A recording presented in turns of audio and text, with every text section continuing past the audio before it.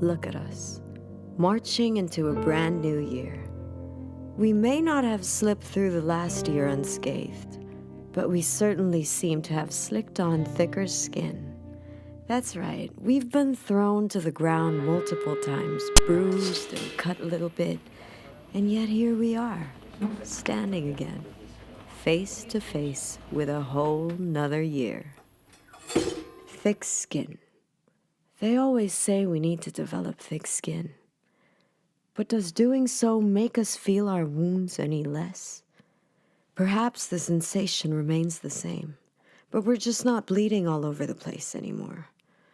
When people throw pain our way, well, it has less to do with wounding our skin and more to do with revealing the unhealed wounds in their hearts. One afternoon, I was waiting for a friend, Miru, a former classmate in Element songwriting camp, to come over with his guitar so we could try and write something again. While waiting, I was mindlessly scrolling through socials, and I noticed a lot of animosity between people. Unfriending, unfollowing, blocking, stalking. It seems we've left it up to emoticons to somehow have control over actual human emotion. I thought about how many relationships and friendships are swayed by whatever thoughts are spoken, whatever bonds are broken online. Has it brought us closer to all those who mattered, after all? Has it brought us closer at all to those who mattered? Has it made us retreat into the dusty corners of our minds? Have we evolved from our pain? Have we finally let go and forgiven our greatest tormentors? Could it be? Was it possible that for just one moment we could disengage from the chaos, gather ourselves and just say no? No, I will not let this affect me. I will learn from this. I thought of the lines, you can like me or don't. Simply say hi to me or don't. And I really don't mind when your stares grow cold.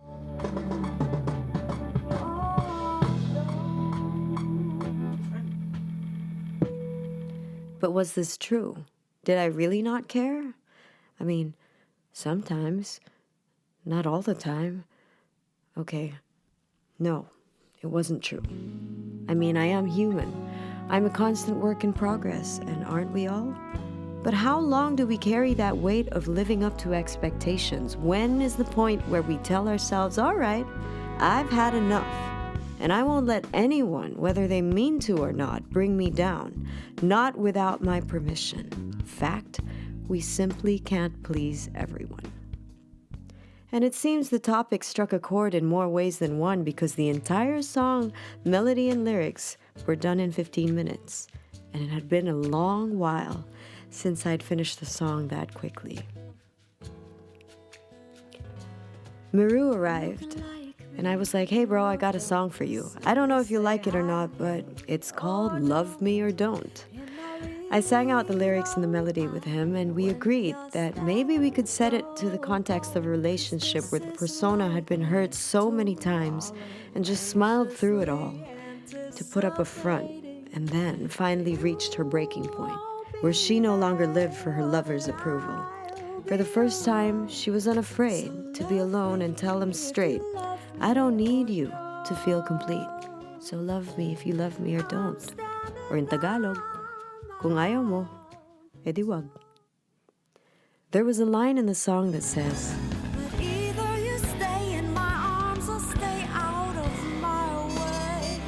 And Miru was like, ang dami palang chords pababa. Sabi ko, oo nga, should I change it? And he was like, no, keep it. And I was like, well, okay, I'll keep it. It's either they'll like it or they won't. Miru, Ira Cruz, and I collaborated on a rough demo which we sent the band. We had the usual suspects on this track: Michael Alba on drums, Karel Hanasan on bass, Ira Cruz on guitar, Nico Rivera on keys, and my go-to trio of horn players, Lester Sorillo on trumpet, Isla Antinero on trombone, Michael Guevara on saxophone, where Michael Guevara also wrote out the horn arrangement. And after weeks of going back and forth through schedules, we found an available date to get me and the boys over to Wildgrass Studios again. And I can't tell you enough how grateful I am to have these musicians back in the studio. These guys are some of the best musicians I know. They're some of the busiest session players too, so to get them all in one place was really a blessing. We hardly wrote out any parts for the instrumentation of this track. The rhythm section jammed it on the spot at Wildgrass based on the ideas from the demo, which ended up evolving into a whole different feel altogether. We recorded it as organically as possible. I guess you can say it was kind of like a live jam recording of the rhythm section, and we laid in the horn section and the trumpet solo the following day.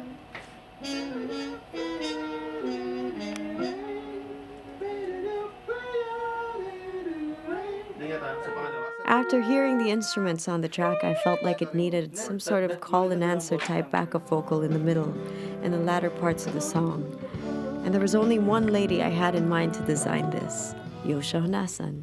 I mean, I had my own ideas, and I did do a rough demo at home of several harmonies, but after hearing her ideas, I forgot all about my own because she's just that brilliant. And lucky for me, Yosha was available only one day in August, so I snapped up that day to have her in the studio.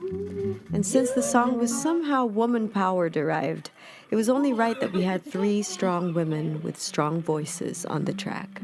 The first being that of our vocal arranger, Yosha Honasan, followed by another classmate of mine from the Elements music camp, Pauline Laron, who was also an arranger, and, of course, the last woman on this track, who is my biggest inspiration in life and music, is my mom, Iwi Laurel. So the instruments and the backups were in.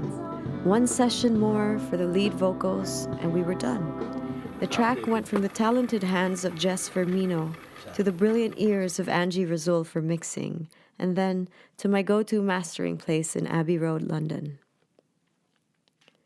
Throughout the recording, I'd been writing out a concept for the music video, and it was set in a vintage 50s-esque utopia, polished yet eerie in the same breath.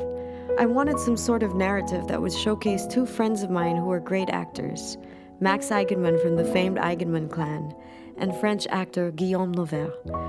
I was excited to begin the process once more with director Gorio Vicuña of the G-Ward Inc. And so the fantasy went into production. This was probably the most meticulous production I've done for a music video yet. Also, we had to resort to shooting it in 2 segments. Part 1 before the lockdown and Part 2 when restrictions eased a bit. For this, we explored darker, more cinematic themes, which I thought was kind of an unexpected point of view in terms of the usual content that I produced. We definitely went deeper and darker with this one. It was shot in our family's ancestral home. We pulled tons of costumes to match the vintage themes. And to achieve the 50s aesthetic, I even wore padded garments to add pounds to my body and make myself look heavier. It was fun. We all had fun with the transformations and not looking like our usual selves. Thankfully, everyone combined their creative forces and was on board to do something different and unafraid to go dark for this project. It was through working with such professionals that I learned to do everything with love despite the challenges and long hours. Because either you find love in the process of doing it or don't. Don't do it at all. I guess my takeaway from all of this is that life is short. And our time here on Earth is just a commercial break from the main show. It's a gift to be here, no matter how difficult it proves to be sometimes. And because every moment is a gift, I really don't want to spend all my time wondering if I'm worthy enough for this gift. Because I am incredibly flawed. And that's just fine. As long as I keep trying to be better. And I don't ever want to have to live my life for a man's approval, unless that man is the man upstairs in heaven. The criteria of one's worthiness shouldn't come from other human beings, because if we all use each other as measuring sticks, then we'll be gravely disappointed.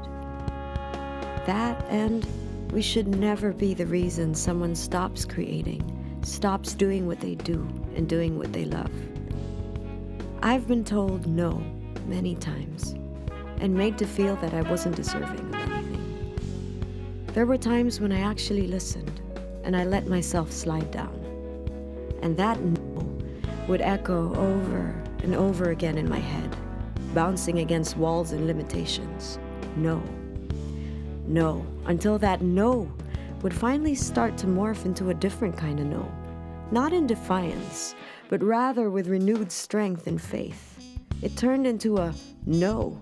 I will not listen to those who discourage me or do not think I'm worthy. No, I will not stop for as long as my Father in heaven gives me purpose. No, you do not have permission to hurt me. So there, gawa lang ng gawa. No matter what anyone says, I'm done counting my battle scars. It's time to turn these scars into stars. And I accept the fact that it won't always go well. I'll fall apart, because we do fall apart. And when we do, we always rise again. For out of our greatest pain comes our greatest purpose. So, let's wear the pain proudly. We've been through so much after all, and we are not the sum of our mistakes.